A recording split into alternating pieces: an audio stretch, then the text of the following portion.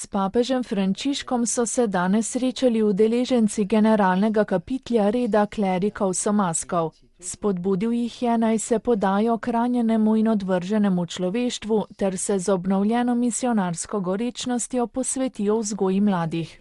Generalni kapitel poteka od 14. marca do 1. aprila na temo Prepeljimo se na drugo stran obale skupaj z našimi brati, s katerimi želimo živeti in umreti. Tema izhaja iz Jezusovih besed ter spominja na pomemben trenutek v zgodovini reda. Leta 1921 je majhna skupina Somaskov zapustila evropska tla in se podala na daljne obale ameriške celine.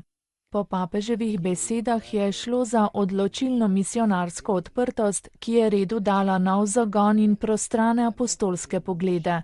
Somaski sedaj želijo zajemati iz povodov za takratno evangelizacijsko spodbudo, da bi jo danes uresničevali v cerkvi in družbi, zvesti karizmi svojega ustanovitelja in upoštevajoč spremenjene družbene in kulturne pogoje.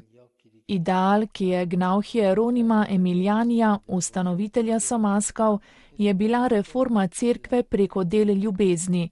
Njegov načrt je bil najprej reformirati sebe v zvestobi evangeliju, zatem pa krščansko skupnost in civilno družbo, ki ne moreta zanemarjati malih in odrinjenih, ampak jim morata pomagati ter pospeševati celostni človeški razvoj. Tudi jaz vas spodbujam, jim je dejal papež Frančišek, da ostanete zvesti začetnemu navdihu in se podate ven, da bi šli proti ranjenemu in odvrženemu človeštvu z izbirami, ki so evangelsko učinkovite in skrivajo zmožnost gledati svet in človeštvo s Kristusovimi očmi.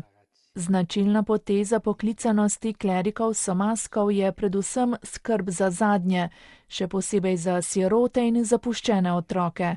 Pri tem sledijo vzgojni metodi svojega ustanovitelja, ki je zelo osredotočena na osebo, njeno dostojanstvo in razvoj njenih umskih in ročnih sposobnosti.